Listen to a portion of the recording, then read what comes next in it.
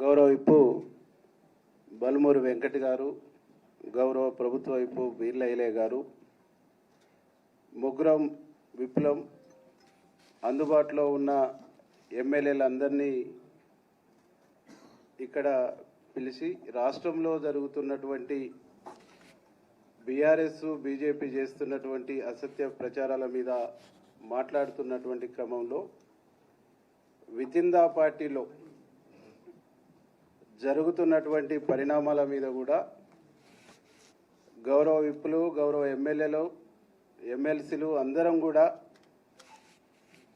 రాష్ట్ర ముఖ్యమంత్రి పైన ఎవరు మాట్లాడినా, ఎవరు తప్పుడుగా మాట్లాడినా, తప్పుడు ఆరోపణలు చేసినా రాష్ట్ర ప్రభుత్వం కాంగ్రెస్ పార్టీ కఠిన చర్యలు తీసుకోవాలని చెప్పేసి అభిప్రాయంతో గౌరవ ముఖ్యమంత్రి గారికి, పిసిసి ప్రెసిడెంట్కు మేమందరం కూడా రిపోర్ట్ చేయాలనేటువంటి అభిప్రాయంతో రావటం జరిగింది.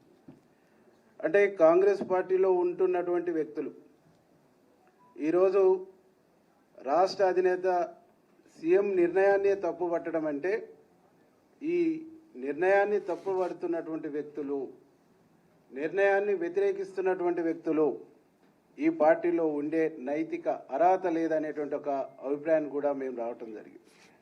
అంటే చెట్టు కింద ఉండి చెట్టు కొమ్మనే నరుక్కునేటువంటి ఒక వైఖరి, దుర్మార్గమైనటువంటి వైఖరి, ఇది ప్రతిపక్షాలకు గొంతునిచ్చే వైఖరిగా మేము భావిస్తా ఉన్నాం.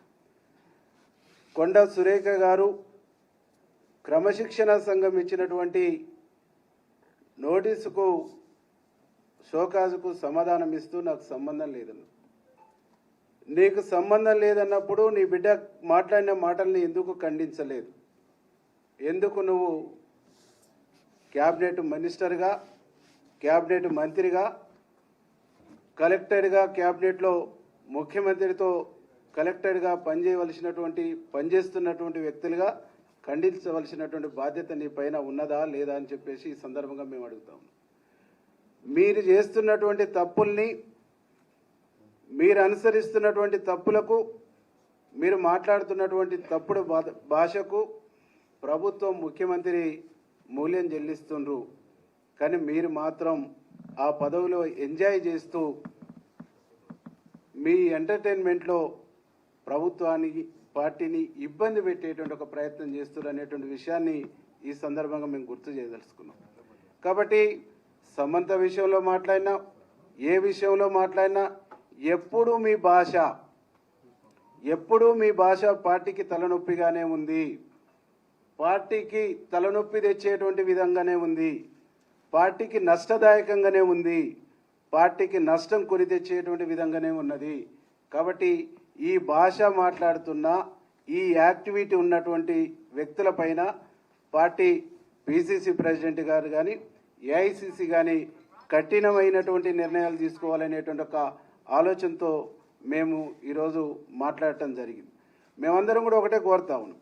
ఈ రాష్ట్రంలో కాంగ్రెస్ పార్టీని అధికారం తీసుకురావడానికి ఇక్కడ ఉన్నటువంటి ఎమ్మెల్యేలు, ఎమ్మెల్సీలు, బయట ఉన్నటువంటి మంత్రులు, అనేక మంది నాయకులతో పాటుగా చెమటోర్చినటువంటి వ్యక్తి, రక్తం ధారపోసినటువంటి వ్యక్తి ఈ రాష్ట్ర ముఖ్యమంత్రి రేవంత్ రెడ్డి గారు.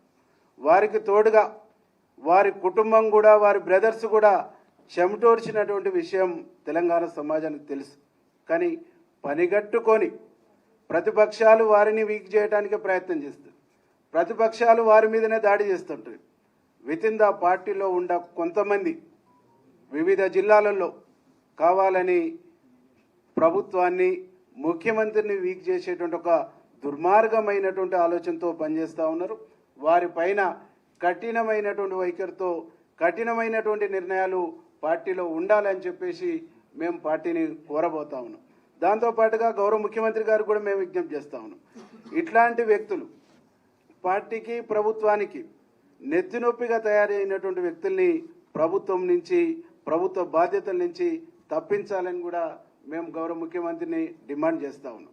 కాబట్టి ఎవరైనా పార్టీలో అంతర్గత ప్రజాస్వామ్యం ఉన్నప్పుడు పార్టీ వేదికలలో మాట్లాడుకోవాలి, సంబంధించినటువంటి వేదికలలో డిస్కషన్ చేయాలి, వారి అభిప్రాయాలకు సంబంధించిన వేదికలలో స్వేచ్ఛగా మాట్లాడుకునేటువంటి అవకాశం ఉన్నప్పటికీ కూడా ఆ స్వేచ్ఛ మితిమీరిపోయి మైక్ దొరికితే బదాట్ల ఛాయిస్ వస్తే ఊగిపోయేటువంటి నేచరు, ఊగిపోయేటువంటి వైఖరు అది ఎవరు ప్రదర్శించినా అది పార్టీ నిబంధనలకు, పార్టీ నియమాలకు విరుద్ధమైనటువంటి చర్యగా మేము భావిస్తూ గౌరవ ముఖ్యమంత్రి పైన ఎవరు అసత్యమైనటువంటి ఆరోపణలు చేసినా, వితిన్ ద పార్టీలో తప్పుడు పద్ధతుల్లో మాట్లాడినా, ఏకవాక్యంతో సంబంధించిన పదాలు వాడినా కానీ ఉన్నటువంటి ఎమ్మెల్యేలు ఎవరు కూడా చూస్తూ ఊరుకోము అనేటువంటి ఒక విషయాన్ని ఈ సందర్భంగా మేము గుర్తు చేస్తాం. వీళ్ళ భాష మూలంగా, వీళ్ళు మాట్లాడుతున్న విధానాల మూలంగా కార్యకర్తల్లో, ప్రజల్లో అనేక రకాల ఇబ్బందికరమైనటువంటి అనుమానాలు, అపోహలకు గురి అయ్యేటువంటి ఒక పరిస్థితి ఉన్నది. కాబట్టి కొట్లాడి సాధించుకున్నటువంటి రాష్ట్రం 10 సంవత్సరాలు దొంగల పాలైంది. ఆ దొంగల పాలైనటువంటి రాష్ట్రాన్ని, దొరలు చెరబట్టినటువంటి రాష్ట్రాన్ని ఇవాళ ప్రజల పరం చేసినటువంటి, ప్రజా ప్రభుత్వం ఏర్పాటు చేసినటువంటి గౌరవ ముఖ్యమంత్రి గారు ఒక విజన్తో ముందుకు పోతా ఉంటే, ఒక విజన్తో ఈ రాష్ట్రాన్ని అభివృద్ధి పదంలో తీసుకుపోతా ఉంటే ఇలా మాట్లాడే భాష కరెక్ట్ కాదని చెప్పేసి ఈ సందర్భంగా మేము గుర్తు చేస్తాం. ఒక పార్టీ సభ్యుడు కానటువంటి వ్యక్తి, అనామకులైనటువంటి వ్యక్తి మా ఎమ్మెల్యేని పట్టుకొని అడ్డగోలుగా మాట్లాడటం అంటే ఇంతకంటే నీచమైనటువంటి లంపెన్ కల్చరు బహుశా ఎక్కడ ఉండదు. ఒక రాజకీయ కుటుంబం అనుకున్నప్పుడు రాజకీయ విలువల్ని పాటించాలి, రాజకీయ పద్ధతిని పాటించాలి, రాజకీయ గౌరవాన్ని కాపాడుకోవాలి. కానీ ఒక లంపెన్లాగా, తాగుబోతుల్లాగా బజార్లకు వచ్చి మాట్లాడటం అంటేనే అది బజార్ కల్చరు, బజార్ సంస్కృతి అయింది తప్ప Congress party culture, Congress party సంస్కృతి కాదు అని చెప్పేసి ఈ సందర్భంగా మేము గుర్తు చేస్తాం. గౌరవ ముఖ్యమంత్రి పైన ఇప్పటి వరకు మీరు మాట్లాడినటువంటి మాటలకు బహిరంగంగా క్షమాపణ చెప్పాలి. బహిరంగంగా క్షమాపణ చెప్పకుంటే ఈ రాష్ట్రంలో ముఖ్యమంత్రి గారిని అభిమానించేటువంటి లక్షలాది మంది ఆగ్రహానికి మీరు గురిగాక తప్పదు అని చెప్పేసి హెచ్చరిస్తాం.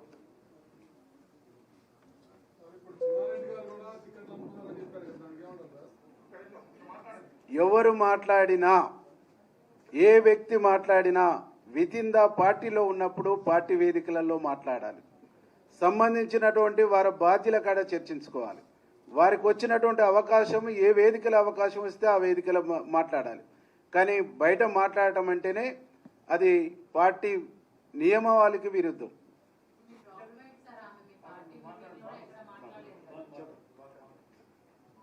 మీడియా మిత్రులందరికీ నమస్కారం. ఈ పత్రికా మీడియా సమావేశం